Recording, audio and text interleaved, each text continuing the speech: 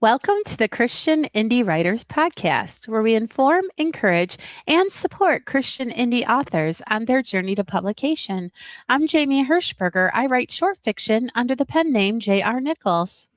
I'm Jennifer Carl Tong, and I write historical Christian romance. I'm Christina Catane, and I write Christian fiction and nonfiction. Welcome to everyone. Hello, hello. Happy Friday to all of you. Those who are listening in our live chat or joining us in our live chat know that we are every Friday coming at you at 10 a.m. Eastern. And we also super duper appreciate you if you're catching the recorded version of this on podcasts or on any other platform where you catch your favorite shows. We hope that we're one of them. And anybody who is listening, if you wouldn't mind going over to YouTube, clicking the like or subscribe or both, really, we'd really appreciate it. And as I like to say, if you love us, tell a friend. If you hate us, tell everyone you know. All right. It's really good to be with you, ladies. We're going to jump right into the topic today. Today, we're talking about chasing the market and writing to trends, writing to what is currently selling, writing to market. That's what they call it. So if you're perhaps new to writing altogether, you might think, what does that even mean? So do we want to quickly just define what we're talking about, ladies? Yeah, a lot of Christian authors will struggle with between writing what they love and writing what readers are actively buying. And it's not the answer isn't necessarily choosing one or the other. And I think there's a lot of misconceptions of what it means to write to market. So we thought we would talk about that today. Thank you. Okay, so we're gonna get started with, what are some common misconceptions people have when it comes to writing to market? I think that one of the misconceptions is that you have to use like a formula and you have to follow it exactly, and it's going to be, trashy kind of. Yeah. I also think that like writing to market means that you can't write what God's laid on your heart, that you can only write what is the hottest selling item out there.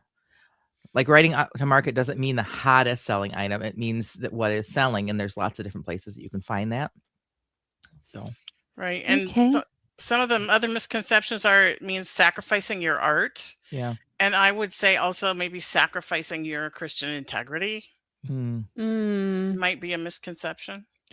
I think we've heard so many Christian writers that we've met and spoken with, and that have said things like, well, God has given me this story, and I 100% support that. I believe that God helps me write my stories, but they are so much like, God's given me this story, it doesn't matter what's selling out there, this is going to be what I write, which, okay, fine, but also understand that it may not sell the way you think it's going to sell. So I think the misconception is that if God has given you a mission, it will never, ever line up with trends or with selling to market.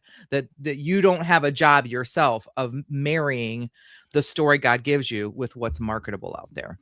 That's a misconception, because you and do I have think that job. I'm sorry, there was a misconception too in what you were saying, that writing to market automatically means you're going to make money, because it doesn't. It's true. Or that God gave you a story to tell other people, and that means it will make money. Yeah. Because sometimes God has you do things just for your own growth.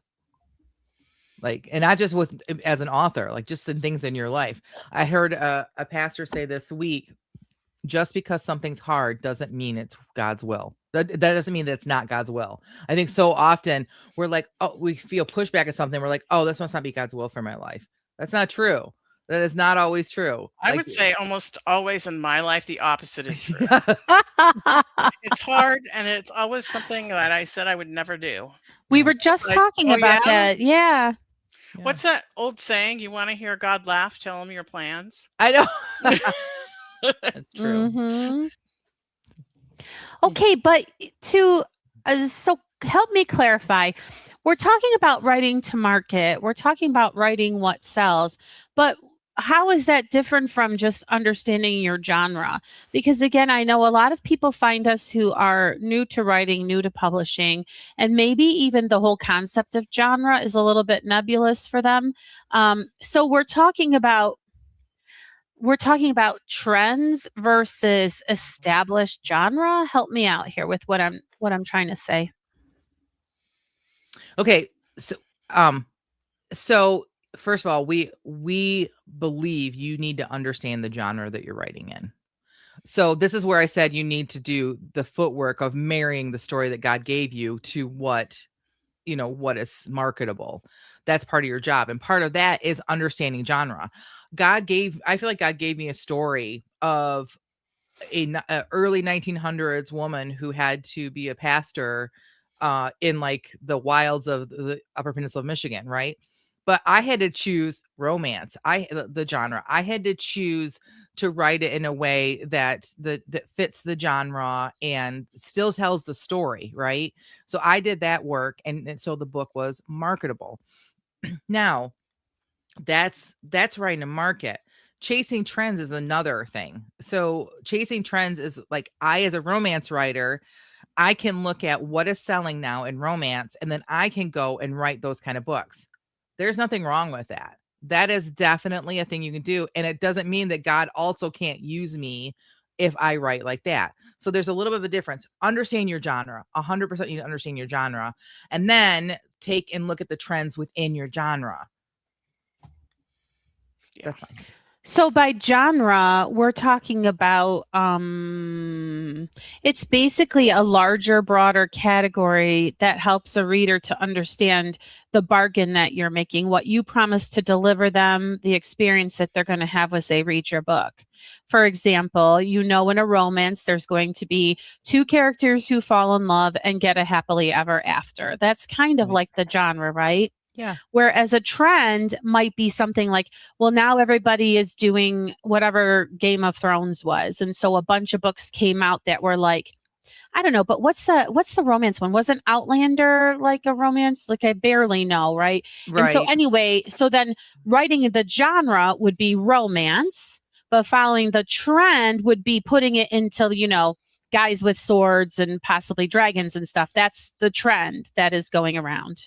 Right. Okay, gotcha. And exactly. And so within romance, there are going to be different trends. Within Christian fantasy, there are going to be different trends. Sure. So understanding that. Now, Tina and I both write Christian books, right?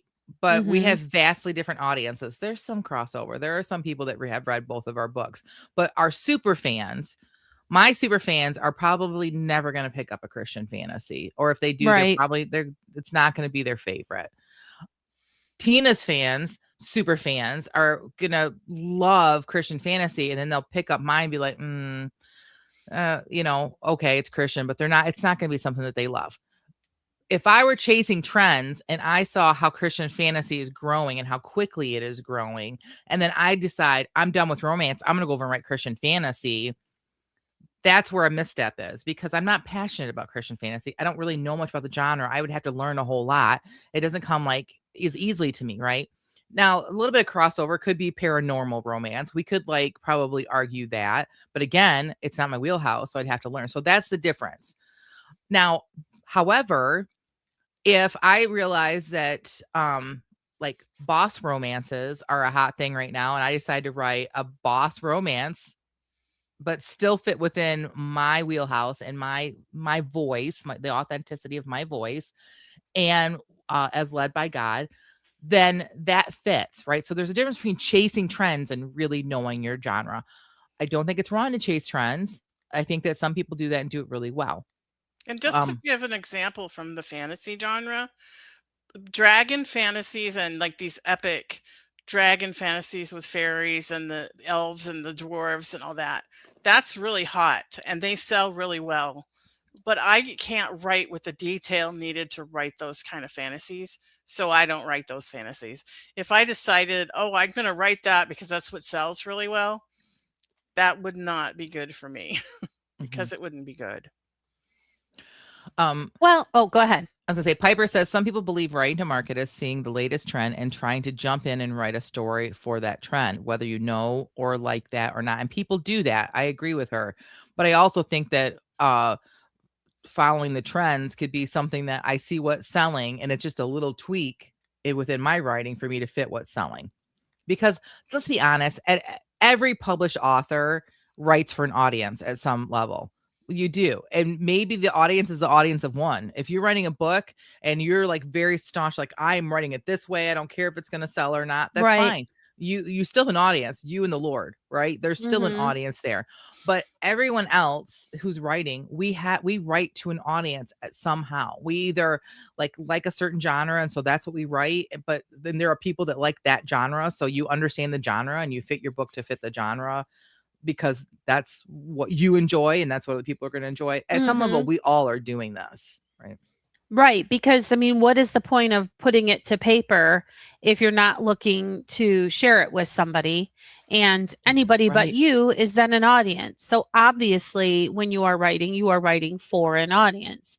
Right. So again, Jen's we're not saying as the podcast that there's anything wrong at all about chasing trends. And honestly, if you have an awareness of these trends, if you're someone who's really on top of what's popular and what people want to read, you have like an advantage because you can make some smarter publishing decisions and possibly have a more lucrative business than writers who aren't paying attention to these things.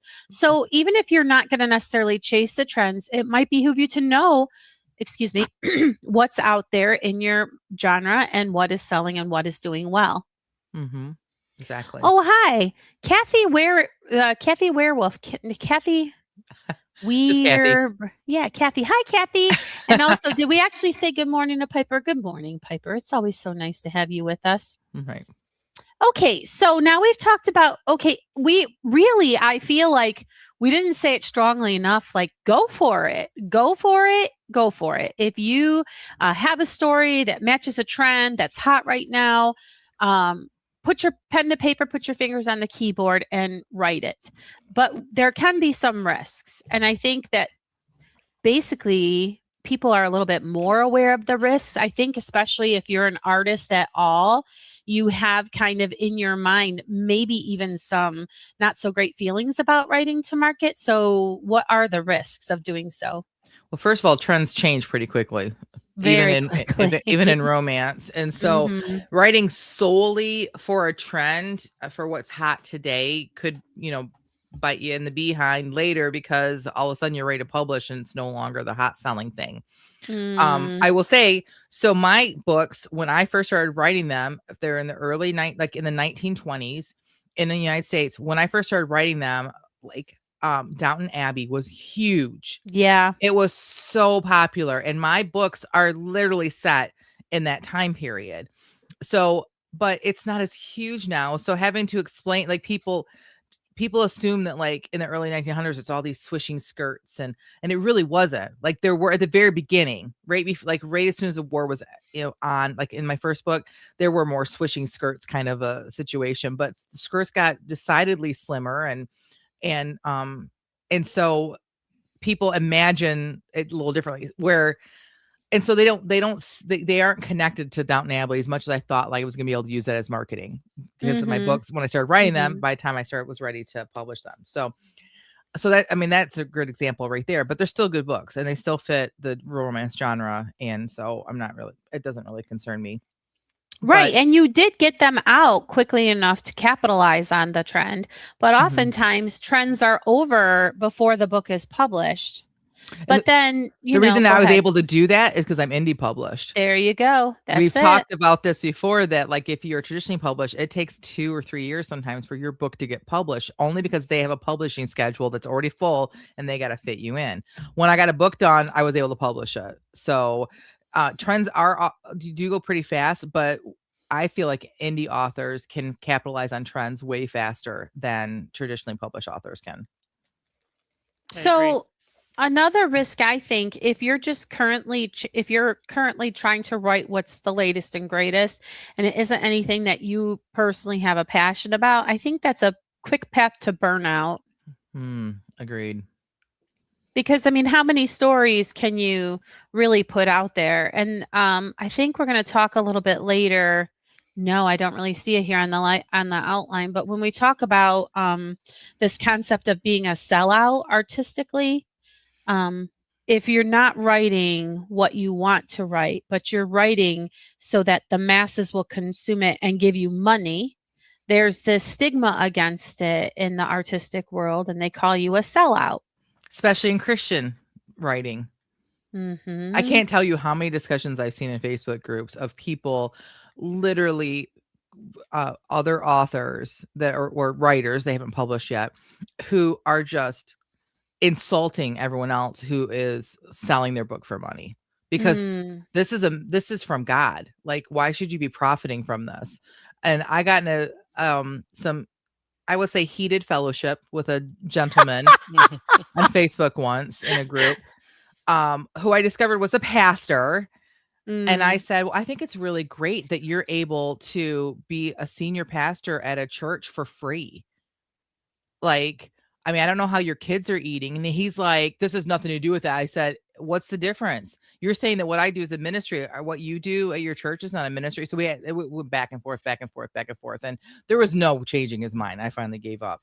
But people feel like because it's Christian and it's art, that it should 100% be free. And so then this becomes an argument. Why are you trying to write to market? Why are you trying to make money off of your writing? Which I don't get. For me, I don't understand that whole philosophy. I have a family to feed. I have, I have shoes to buy. If I could quote the words of Jesus in Luke 10:7, he said, the laborer is worthy of his hire. Mic drop. Yeah, what? Clock it. I got nothing. I'm working with a bunch of teenagers this summer. Clock it. I just learned that literally last night. I was like, what is this thing you guys are doing with your hand? It looks like a little chicken trying to like peck at somebody. In the 80s, this was like, I'm pinching your head. Yes, that's what absolutely. we did. Yes, that's right. Oh my gosh, I haven't thought about that in forever. So that's a really interesting angle, Jen. The whole idea that a Christian anything should just be freely given away. But artistically, like for any genre, for any artwork, right? Like, do you write? There's a song box set by a group called Bare Naked Ladies, and they talk about their fans crying sellout because, I mean, Bare Naked Ladies got big when they did If I Have $1 Million, and then they did 1 week, but like their true fans were at their shows that were at really tiny venues, and then when 1 week came out, all the screaming, adoring teenagers only knew that song. Right. And so we saw our group become like all these people there. And it's just basically like, play 1 week. So anyway, the whole point is like, they have all of this music that they love and they're passionate, but this is the one that's going to put them on the charts. This is the one that's going to put food on their table. And so it does kind of feel a certain way when you're known for this song that pleases the masses, but your real work that you love kind of sits on the shelf collecting dust. So this is sort of a risk because you get the reward of selling lots of copies, but you don't get that what you really wanted, which was to get your message out to people or to express yourself creatively in a way that makes you passionate. Yeah, and I don't want to skip ahead to our next topic, like the third topic, because I feel like we're kind of dip our toes in there. But there are ways of doing it. But I think the risk, though, like if we're going to stick on risk, is like I don't want anybody to jump genres just because they're chasing a trend. Because can you imagine? We have seen Tina try to write romance. We've witnessed it. If you go back and watch our first season, it was tragic, literally. Oh my goodness.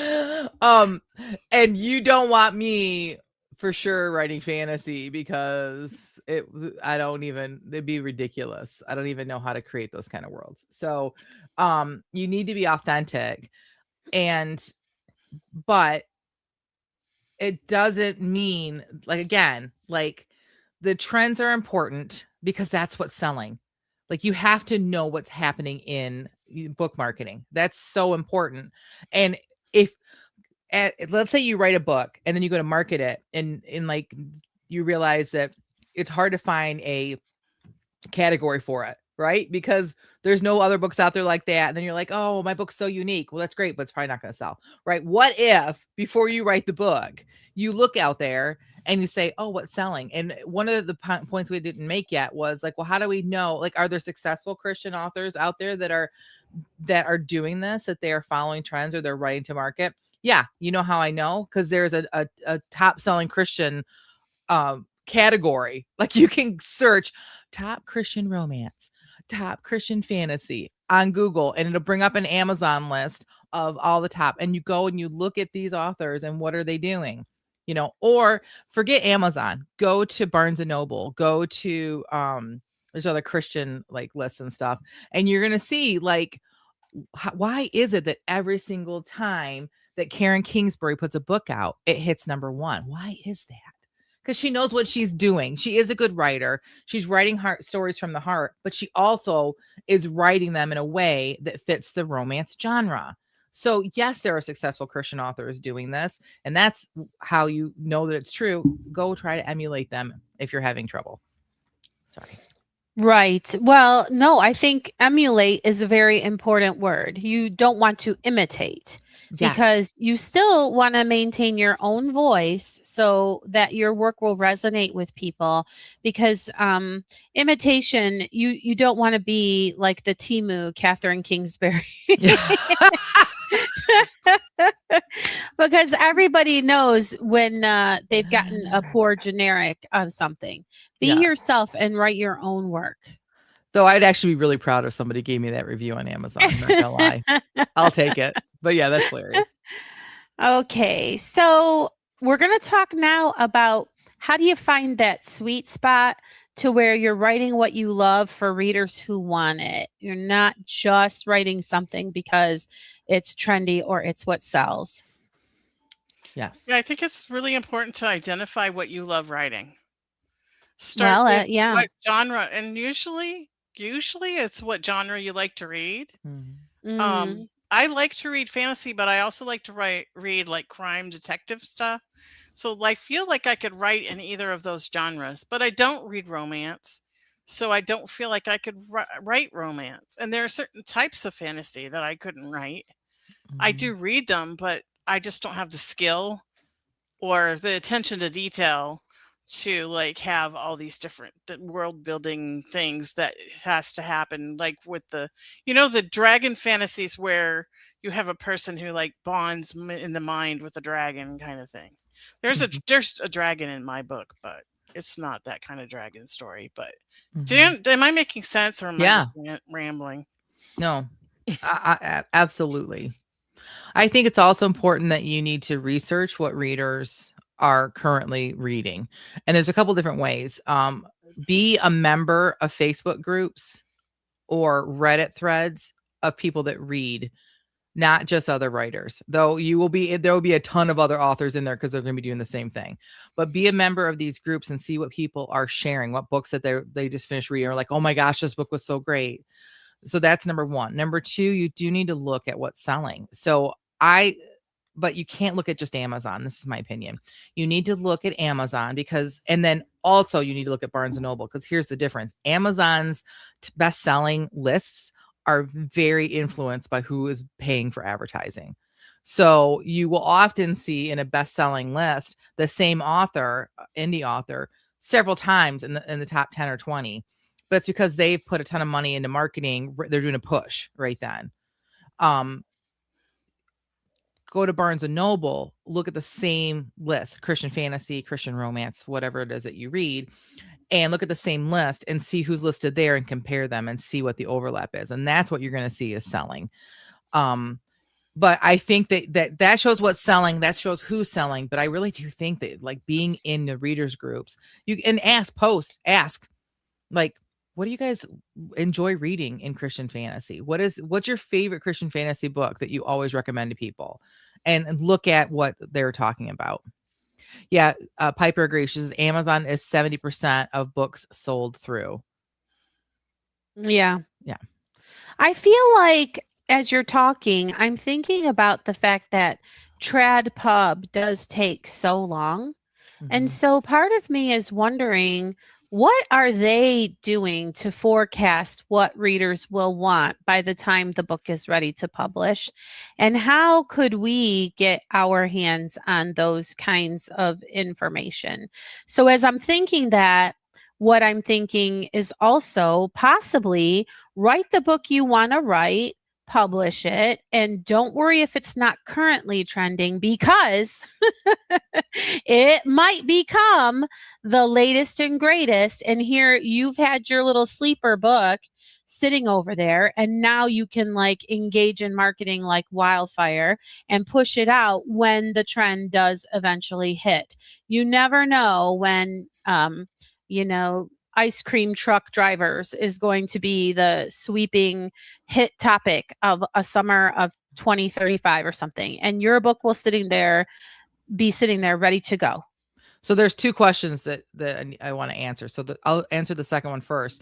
So the writing the book, whether it's like trending right now, in romance especially, the trends rotate. So Western romance a few years ago was huge. Like, I mean, it was it. And then all of a sudden Bridgerton came around, or the books based on Bridgerton and these other books from that time genre, or that time setting, which is the Regency period, in non-Christian romance started getting popular. So then it started bleeding into Christian. So then all of a sudden, all of the best-selling lists were just Christian Regency. Now, I thought about maybe I should write some Regency. Oh, no. Christian, you have to know everything about the Regency period. You have to be like, literally, that needs to be your thing, because Regency readers are very, very specific. And if you make a mistake, they are going to call you out on it in your, and I enjoy reading them, but that's not where I want to stay. So I did not do that. But you can kind of start to see that Westerns are coming back again. Like, they're starting to have their day again. And there's other trends as well. But what I'm saying is, like, write the book, and maybe if it's not hot right now, you could hold on to it and publish something different. It doesn't, nothing just saying that if you finish a book, you have to publish it right then. Or like Jamie suggested, publish, and then when it's hot again, then you put some push behind it. You do some more promotion for it, and you do a few like faithful reads behind it and stuff, and get it back out there. So I mean, it's always going to be a product that you can market. So it's interesting. If you know your genre and you know what your people who read your genre like, you can write a book that is as marketable as it can be, even if it's not hot, because there's always going to be those people that don't follow what's hot. They follow this specific genre, and that's all they want to read. Right. So there's an audience out there no matter what. And then when you see that trend coming back around where people are wanting that, then you put in an advertising push and you try to get that out there in front of more people.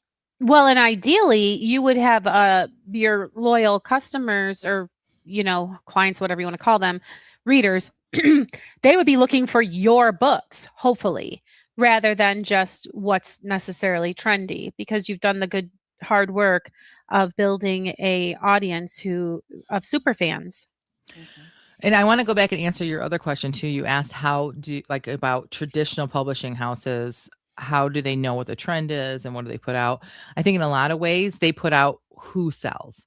So their number one thing is their flagship authors. So I would guess that Karen Kingsbury, for whoever she publishes with, I can't see it from here. I would guess that she is definitely a flagship person. So they put her out. And then when they go to look for new authors, they're looking for authors like Karen Kingsbury, because they know Karen sells, then they know that they can market this person to sell like Karen. But then what happens is, and this is not just in Christian publishing. Remember when there are some, like, some books are kind of nasty, so I don't want to mention what the books are. We all know there are certain books that come out and then all of a sudden they are huge hits and everybody is talking about these books. Well, then the next thing you know, there's all kinds of books being published and written that are like those books. So a lot of times it's just based on what all of a sudden the readers cling to and it becomes a trend, and then everybody starts writing and following that. So again, be in the reader groups and find out what they're reading and what they're enjoying, and see what the already popular well selling authors are doing, and find and see what trends you can pick up from that. You can do exactly what the publishing houses are doing. They're just watching what is selling. Yeah. It And I just, think yeah, too but that one trend that is really strong right now, and I don't think it's going to go away anytime soon, is readers are looking for quality over quantity. mm. And they want good books. They don't just want a bunch of mediocre books. Yeah, Piper is talking about zeitgeist discussion because I think that's more my bigger question. If a publisher wants to publish a book that because stuff is hot right now, they know it's going to be 2 or 3 years before it gets published. So part of me wonders if I don't know if you're familiar with The Devil Wears Prada, like how much of it is that the publishing industry dictates what people are buying because they decide that dragons are going to be big in 2028 because that's what they have coming up on their publishing schedule, and how much of these different media and the things that we consume are kind of all linked together to drive sales for these things that they've already invested in and are going to start pushing out to the masses. You understand what I'm saying? Yeah, Like, I'm yeah. not sure how much of it is manufactured by the powers that be and how much of it is genuinely what people like. So, for example, when a summer blockbuster comes out at the movies, everybody gets all excited about movie X. And then everything related to movie X is now popular and current because of that. So it's just a interesting thing to wonder about, I guess. And I noticed something, when Jen was talking about the trends in romance, when, what's that show that was in Montana, the TV show with Kevin Costner? I can't remember. Yellowstone. Yellowstone was big. Western romance was big. Now you got Bridgerton, then the Regency period is big.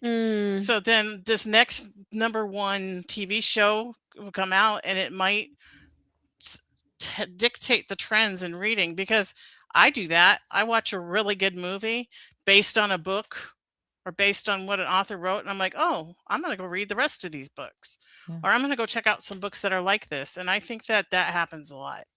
And present company excluded, you could get a book out in a couple of months or, very quickly compared to traditional publishing. So I'm just kind of saying we do sort of have a leg up there on the ability to capitalize on trends once they're trendy. So that is good flexibility as an indie author. I have something to say that's probably going to be controversial, and that's Go okay. for it. I don't care if they have manufactured what's trending. Who cares? They did the market research. They put in the money to start like making it feel like it's going to be popular. They're doing all the advertising. They're building up this feeling of that, oh, cannot wait for this new Western romance. The Western romance is hot right now. Like, I don't care. They're doing all that work. Thank you. I'm going to put my book out that matches what's happening. So let them do that.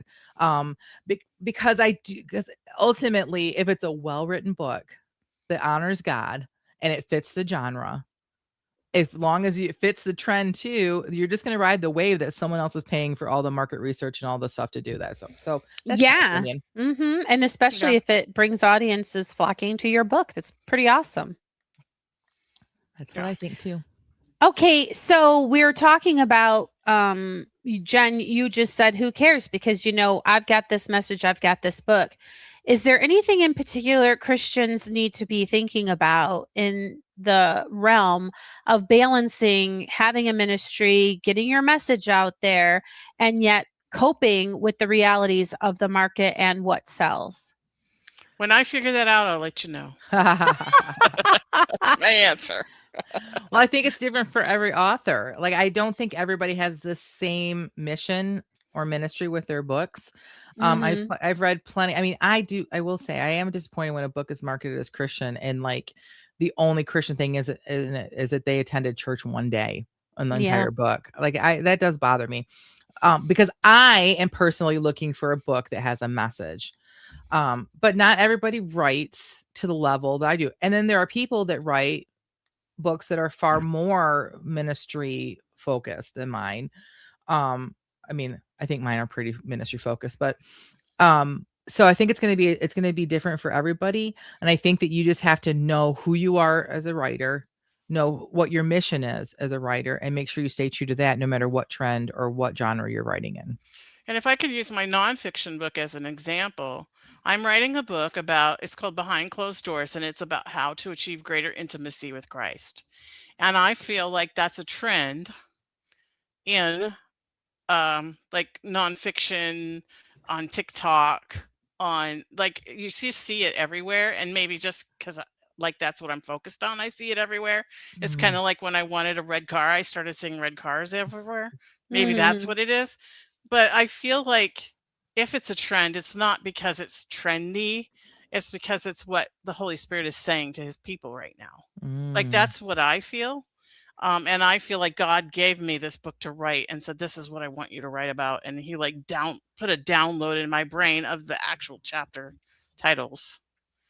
So I just happen to be writing a nonfiction book that is going to match the trend of what's going on right now in Christian circles. Now, will I get it done before that trend is over? That's the question. Mhm. Mhm. Yeah. Yeah, and I guess it really just all depends on where you're at. If you're somebody with just this vague idea. So let's say you feel like God wants you to reach the world about, I don't even know, rescue dogs or whatever your particular thing is, okay? And you only know that you have sort of this big picture. You can look for underserved niches, whatever that word is, in Christian fiction and try to write a book that will serve that, right? This is for somebody who doesn't have expectations of genre to deal with, who is like looking for a genre possibly to put their idea into, because they have really only a skeleton, not even. They have a whiff of an idea and they're looking for a skeleton framework to start with. Find a niche and try to serve it. But if you do already know what genre you're going to write, like they suggested earlier, I think it was Jen, find the best sellers in that genre and read some of the reviews, what people like, what people didn't like, what they were expecting, how the book met or didn't meet their expectations, and copy that. You guys have any other practical tips before we move on? Write the book you want to read. Mm-hmm. Yeah, there you go. The end. Yep. Love it. Okay. I love that. So now we're going to move on to the feeding of the bags. What is this? This is where each of us sprints for 15 minutes before the show. We all write to the same topic so that you guys can see how unscary it is for someone to steal your idea, because we all get the same prompt and our stories are never identical, not even close. So we only get positive feedback, hence the word feeding of the bags. And we don't criticize, because these are not edited before we share them with everybody, because we're crazy. So, Jen, if you would share the prompt and what I thought we were you going with wrote. Tina first today. I know, Okay. I was keeping Tina on pins and needles, but I can't break the trend today of picking Jen first. Oh, the trend. I'm I used thought to we being did that. last. It's okay. Yeah, Okay. because we're writing to trends, right?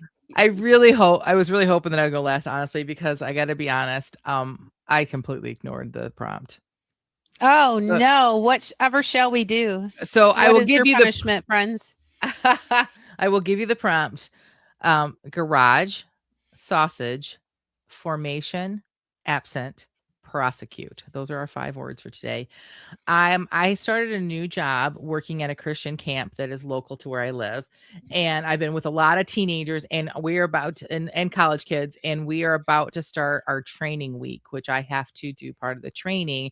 And I've been thinking a lot about my history with Christian camps. And so I have to do a devotion with them one night and also present something earlier in the day. And so this is where my mind is. And so this is what I started to write. So And I ended up, when the timer went off, I kept writing for like another 15 minutes. So I will stop reading when I get to the end of that, where I think it was 15 minutes. So Okay. when I was a little girl, I attended a Christian camp very much like this one. I'm sure I attended the services morning and evening all week, sang and danced to the catchy songs, and learned from the teaching, but I don't remember any of that. I don't remember swimming at the lake that year, or who my new summer best friend was, or what macaroni craft I concocted over the week. Because I attended camp every year, all camp memories melt into one giant memory of sorts. All memories except for this one.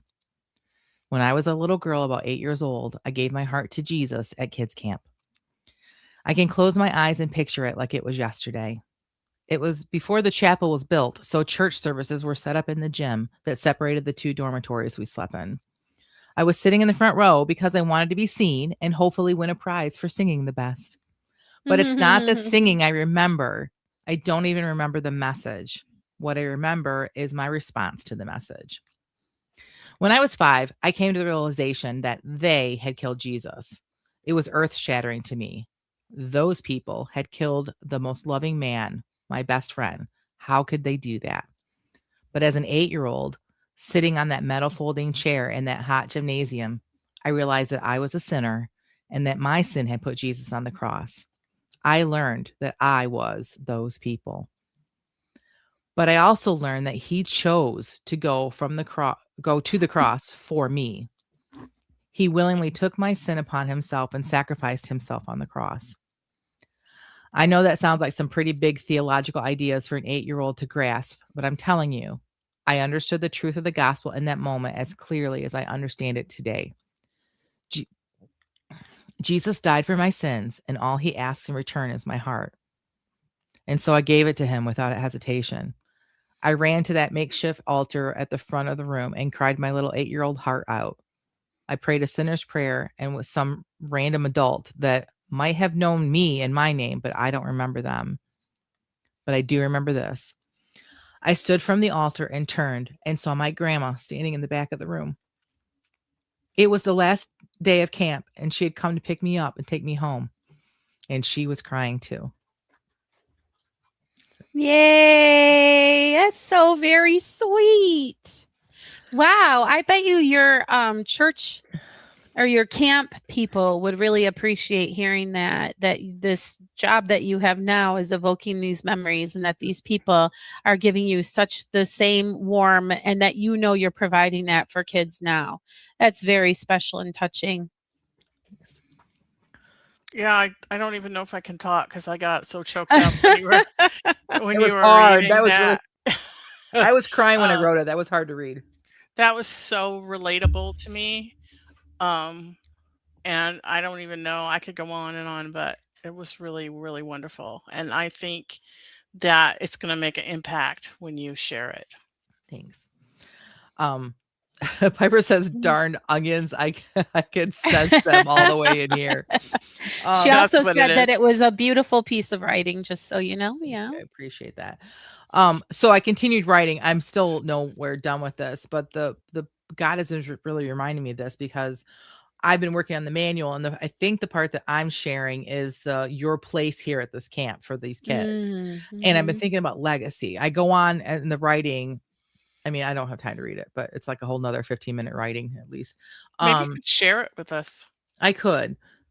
Maybe when it's all done, I'll share it to the group. But that same camp is 30 years earlier, about 30 years, my grandfather and like 3 other pastors walked around the empty property trying to decide if this is the camp that they should buy. And it's the same camp that my grandpa helped build the original buildings of. And he put the original toilets in the bathhouses. And do you think that he knew that camp was going to be influential on a granddaughter that didn't even exist at that point? I mean, his kids were still little. And did he realize that that it was going to be influential on his great grandkids' lives, and that granddaughter and those grandkids were then going to move on to a different camp where they were going to touch other kids' lives and like just the whole idea of legacy. So that's what I want to talk about. So that I think I'm going to talk a little bit before I present the part of the manual about their place at the camp. And then when I do the devotions at night, I'm going to talk about what do these stones mean, and talk about legacy and the little thing, because camp can be very frustrating. You get tired and it just feels like it goes on and on, but you have to realize that there's a little 8-year-old girl that's going to accept Jesus because you're there, putting on camp for them. So. Well, and I think it's interesting, Jen, because this is something that's not written down on the benefits packet page when you sign on to take a job like this. Yeah. You don't get those moments put into black and white, but they're very, very much have value to them. So it's a great perk of doing this kind of work. Yeah. All right. Thanks for letting me go off script. I appreciate that. No, that's okay. And Kathy says she loved it also, just so you know. Thank you. All right, Jamie, what did you write? And did you write the prompt? I actually used 3 of the 5 words. So we switched roles, I think, today. Yeah. Okay, so here we go. He sat inside his garage. A breeze blew in front from his left and played with the material of the camp chair sticking out of a tote over on the side of the building.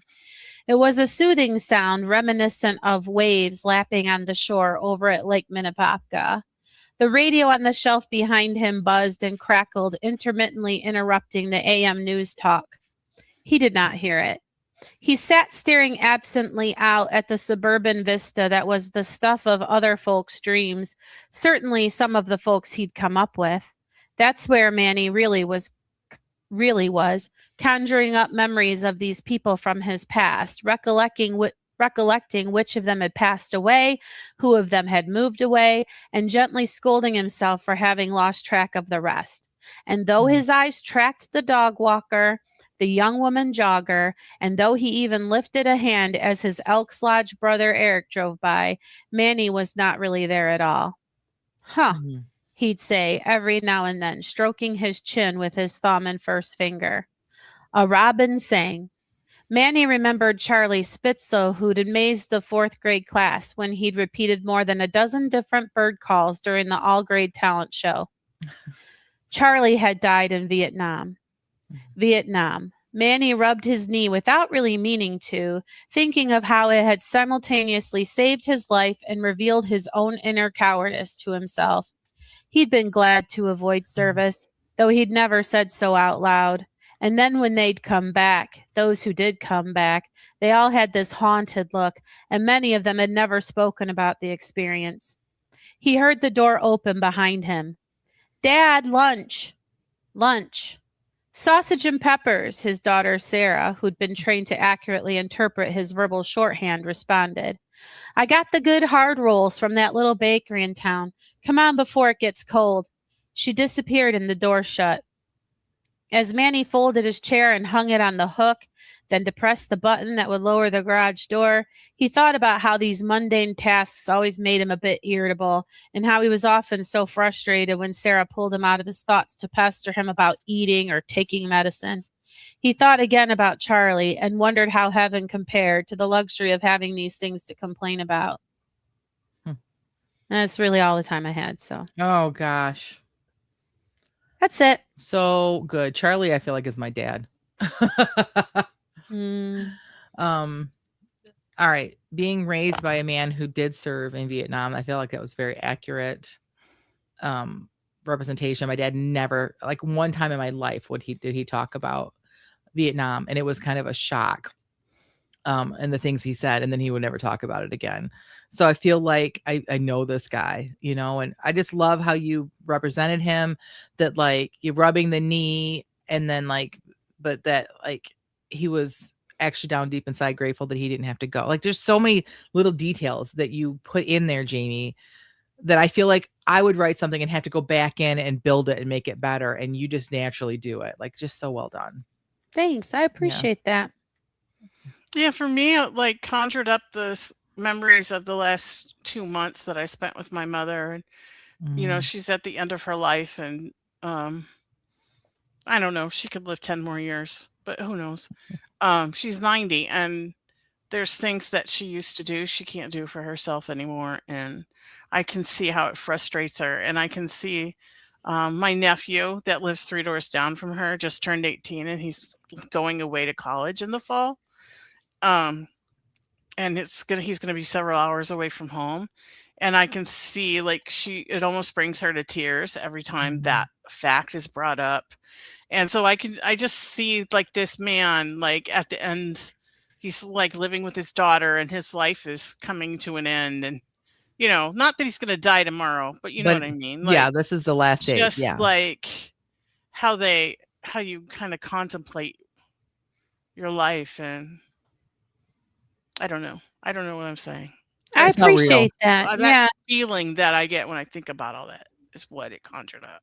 Mhm. Yeah, I think there's a lot that maybe inspired this. Recently, Memorial Day, I've got an uncle who's not well who did serve in Vietnam but doesn't talk about it. Like, I mean, I Mhm. have lots of things kind of swirling around. It just came out. And that's what the prompt does. The prompt will just make you write something. So I appreciate that. I really love Fridays because I get to share my work and tease Tina about making her go first or last or whatever I'm going to do. So Tina, we So saved we got to you save for the last. best for last. That's right.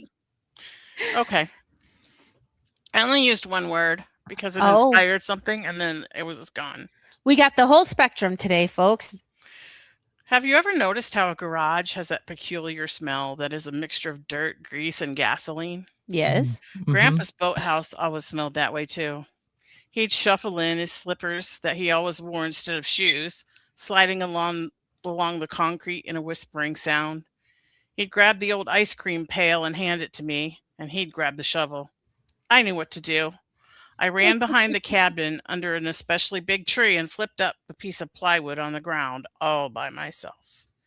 Moving quickly, I grabbed the worms I could see, especially the long, fat night crawlers, and threw them in the pail. Grandpa came along with a shovel, turning over the dirt to reveal new specimens that I scurried to grab before they burrowed deeper. Once Grandpa was satisfied, he poured a shovelful of dirt into the ice cream pail, and we made our way back to the boathouse. Tackle box and cane pole now in hand, he led me to the rowboat tied to the dock. I carried the ice cream pail and a fish basket with a styrofoam ring at the top to put our catch in. I climbed into the boat, shifting my weight to balance against the rocking. Grandpa went back for the small, clear deli container full of water and leeches. Premium bait for the big ones. It seemed forever before Grandpa settled into his seat, fishing hat in place, oars in hand, and pushed the boat away from the dock with an oar. We floated away, the waves lapping against the boat and the dappled light making abstract patterns on the surface of the water and the lily pads that grew along the shore. Dipping his oars into the water, Grandpa pulled. One long pull, and then he let us glide. The lily pads scratched at the bottom of the boat. As the boat slowed, Grandpa reached for the anchor and dropped it into the water. I looked at Grandpa, cocking my head. What was going on? We were only 20 feet from the dock. Grandpa opened the leeches, cutting one of the plump, wiggling black creatures in half and handing me one. Right here's where the Northerns live, he proclaimed. He put his half leech on his hook, while I grabbed my little rod and did the same. No sooner had his hook hit the water than his cane pole bent. Grandpa jerked it back, and the long, silver-brown fish came up out of the water and swung toward Grandpa, who deftly caught it in his net and then slipped him into the fish basket. I didn't even have time to think about the impossibility of what just happened before my bobber sank so deep I couldn't see it anymore. No, that's all we get. Yeah. Not fair. Okay. All right. First of all, once again with the descriptions, because whisper sound of the slippers that he always wore instead of shoes, amazing. The dappled abstract light on the water and the lily pads, amazing. Just the right amount of description, and all by myself. It tells you like exactly the age of this kid, and that you all have seen that in little kids that are important to you, how they like to be the big boy or the big girl who can do whatever without even having to be told. But I do have one critique, which we are not allowed to critique, but I'm gonna claim an exemption. They're putting worms in the ice cream pail. Like, I want to say, bad grandpa. We don't put worms in the ice cream pail. Anyway, other than that, amazing. There's no ice cream in there. But you're gonna make ice cream out of it. Ew, No, it's one of those plastic pails that you buy ice cream in. I thought it was for making ice cream. No. Okay, Grandpa It's is one of forgiven. those plastic things where you buy the big thing of ice cream, and then you eat all the ice cream, and then use the empty pail for the I water. feel so much better now. Now I can be entirely happy with the story. Tremendous. I have two things to point out. First of all, I think it's crazy that that Jamie made a reference to camp in her writing, and then Tina's writing about a grandpa, which I didn't really get to my grandpa when I read, but I wrote about my grandpa a little bit. I share this, so that's crazy to me that we all wrote something separate, but like there was a connection that wasn't in the prompt, which is just so crazy. But I want to call baloney. Because did anyone else catch Tina earlier in this episode say that she couldn't write certain kind of fantasies because she couldn't write descriptive enough to write those? Oh my gosh, I know. Baloney.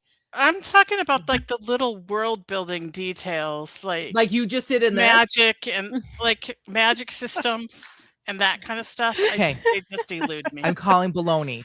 I think that it's not that you can't. I think it's that it's not your passion, and you don't care to do it. Yeah, it illustrates what we're saying. Christians can definitely write to market, but it has to fit your authenticity. So anyway, the writing was awesome. That was very actually good. A true story, like every detail. Aww. I didn't make any of that up. So it was just a memory of my crazy grandpa we caught 4 northern pike like 20 feet from the dock. We barely went anywhere. And he's like, okay, we're done. And then we went back. That is so freaking cute. Were you happy that you caught fish and were done? Or were you like, oh no, I thought this was going to be a whole day? I was happy because I caught 2 northern pikes. And like, that was like the king of, usually we caught these little sunfish. But if you caught a northern, like that was a big deal. Wow, go Grandpa and go little Tina catching the northern. There was like 7 or 8. That's awesome. Kathy says it brings back memories of fishing with her own dad. Aw, she says thank you for that. We have oops, sorry, I'm not scrolled up enough to read that one. Piper says sounds like a warm and cozy memory for you. Those worms would have had me noping right out of there. So much detail. Well done. That's awesome. Christy says, ladies, wow, all 3 of your stories were so wonderful. Thank you for your obedience and your courage. I don't care what the trends are. I would read whatever you all write. Oh, that's very awesome. Thanks, Christy. And then Shalise says, your descriptions are gorgeous, Tina. Always with the awesome descriptions. Man, Thanks. So good. Agreed. Well, and then Tina, I'm just going to return to the whole, you're kind of talking about writing descriptions of things that you have to invent as opposed to descriptions of things that you're very familiar with. Yeah, Maybe I don't that's have the a difference. movie in my mind of like this elven world. That's the difference. And if I did, it would be like an exact replica of like Lord of the Rings or something. Yeah. Now, friends, were a little over, but guess what? That's okay because Jamie is on vacation from her day job. Whoop, whoop. So we don't have to be limited to the lunch hour. So we have a little bit of time to go around and ask what's going on with you ladies. What's next in your writing or personal lives? What do you care to share, Jen? I don't know. Things are a little chaotic right now, huh? I hate to use the word overwhelmed because this job is a blessing. The people I work with are great. I don't know that I've ever worked with people that are so sold out to their ministry and genuinely. And that like one of the first things I heard, and it wasn't like, hey, we believe this. It was just said in conversation to someone else. I heard the director say, if a kid wants to come to camp, we're going to get him here. And people, that's everyone's attitude. And it's all about like, and like they have camp workers, which are people that like volunteer time to get a free lot. And you would think they're full-time, like paid employees, like everybody just has ownership of this camp and I'm making the camp great and beautiful and can't wait for the kids to get here. And it's just like, we have activities like this camp is like over the top with activities, like a zip line that goes across the entire lake and things like that. And that's part of my job is scheduling that. And we're working with the I say kids because I'm 53, but like with the mini adult, with the mini adults that run all these things. But like, it's just there's just so much going on all the time with this camp. But anyway, so I hate to use the word overwhelmed because it's a great working environment, but it's camp. And if you've ever volunteered or worked or even walked, step on a foot on a camp that does this kind of stuff all summer long, it's like you don't sleep. It is chaos. And I'm starting to feel it. And I don't know, like I literally come home, fix dinner for my family, and I go to bed. I'm just exhausted. And then I get up and I do it all over again. I don't know when I'm going to write. And I hate to say that out loud for during the accountability time right now, but that's where I'm at right now. Well, Jen, you're kind of saying all of this with, I don't know, kind of an apologetic tone or something, but this is all very new in your world. So there's going to be an adjustment period. It's going to take a little bit of time for you to just kind of even know what the rhythms are and what you could be expected to do. I would argue you have to go through each season at least once to know when those opportunities are going to come up for you. And so give yourself a little bit of grace because it's a whole new world, literally trying to just fit working again into your life. So don't be too hard on yourself and don't, think doom and gloom or worst case scenario, because you do need to give yourself time to adjust, and we'll be here for you every step of the way. So thank you. I hang appreciate in there. It. But the last time I worked full time, my 20-year-old was 18 months old. Wow. So, this has been an adjustment. So, and it's full-time plus, it's not even just 40 hours. So I appreciate the support, guys. So, and Piper agrees with me. No apologies accepted because they are not necessary. That's wonderful. All right. Well, what's next for me? You know what? I keep talking about, they have these little tools where you can go online and kind of predict your retirement. And I've always said my retirement plan is to like fall down and not have a DNR on file. That's pretty much my retirement plan. Do not you wait till I'm cold before you call the ambulance has pretty much been my retirement plan. But I keep thinking is there a way to supplement if we're able to get Social Security? Don't get me started. Is there a way for my writing to be a passive income, kind of whatever? Well, in order for there to even be a chance of that, I've got to do the work.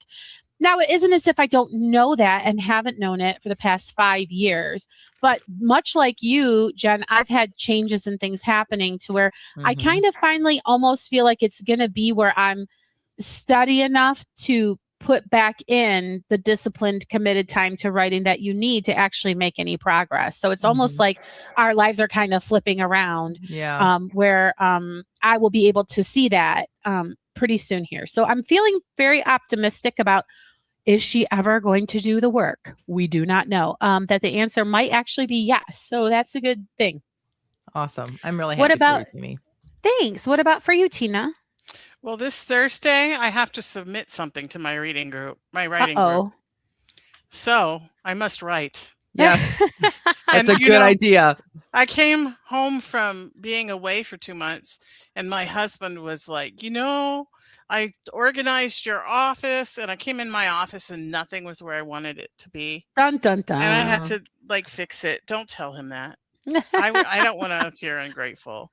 But I just couldn't even concentrate on anything until I got my office back how I want it to be. So I think I'm ready, and I have my next chapter that I've been chewing on and thinking about. So I think I'm going to get some writing done this week and submit it to my writing group on Thursday. And on Friday, right after the podcast, my husband and I are going away for our anniversary weekend. Oh, wonderful. To this place called the Castle in the Country. And we are staying in the Camelot Suite. You putting this out on the internet, like some crazy person could show up exactly where you're going to be. Hey, if he's holding the boombox up like John Cusack, then we don't care if he shows up. As long as he's making a grand romantic gesture. My husband will lead him to the Lord. There you go. Oh, that's wonderful. Well, we went to Aldi yesterday, and this guy came up to me and was trying to hand me something. And as a rule, I don't take things from strange men in grocery store parking lots. That's a good rule. And so I just said, no, thank you. And I kept walking, and he went up to my husband, and it was a tract. And he was wearing like a Jesus shirt. And my husband's like, yeah, I'm a pastor. And they're having this long conversation. And we got in the Aldi and the guy walked away, and I'm like, he probably thinks you're married to a heathen. Unequally yoked. That's Bob. Because I was like, Yeah. no, thank you. I didn't know what he had. I was like, Well, chicken I gotta strings. say, we're getting a lot of good in the chat here. You guys, if you're ever able to come at 10 a.m. on Friday and be with these people in the chat, they're amazing.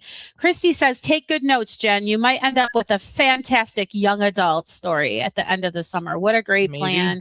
That's so encouraging. Thank you, Christy. Yeah. And then Piper is excited for me. Yay, Jamie writing. Oh, thank you. I love you guys. Oh, and then she also says, looking forward to it, Tina, and happy anniversary. Yes, happy anniversary also from Kathy. Good for you. Good for you guys. Now, on Friday, I will not be able to join the podcast. I've got commitments in my personal life, so I won't be around. But Jen and Tina will be here to lead the shenanigans. And I guess that's kind of it for this episode. Wouldn't you say, ladies? And Yeah. so until next time, may your pen be prolific, may your deadlines be met, and may all of your words honor Christ. Bye now.